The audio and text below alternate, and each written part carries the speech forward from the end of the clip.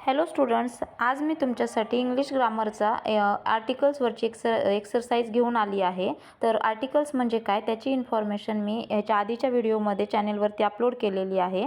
तर A N दी हे articles आपण कधी यूज करतो, तर ववल्स किंवा कॉन्सोनंटच्या अगोदर ए एन यूज करतो आणि स्पेशल वर्डसाठी दी यूज करतो. अँट हे ववलपासून स्टार्ट होणारा वर्ड आहे, तर ॲन यूज करतो. तिरंगा हा एक युनिक वर्ड आहे, त्यासाठी आपण दी यूज करतो. नोकिया हे एक स्पेशल नेम आहे, तर त्यासाठी पण आपण दी यूज करतो. स्क्वेअर हा एक वर्ड आहे कॉन्सोनंटपासून बनलेला, तर ए यूज होतो. इंक आय हे वोवल आहे, त्यामुळं आपण ॲन यूज करतो. एक्झाम हा पण पासून स्टार्ट होतो, म्हणजे ववलपासून, तर ॲन यूज होतो. ॲन्थम हे एक स्पेशल वर्ड आहे, त्यासाठी आपण दी यूज करतो. हिंदी ही एक लँग्वेज आहे, त्यामुळं दी यूज करतो आपण. ऑनेस्टमध्ये एच हा कॉन्सोनंट वर्ड आहे, पण याचं प्रोनाऊन्सिएशन ॲनपासून स्टार्ट होतं. ऑरेंज हे पण ॲन यूज होतं.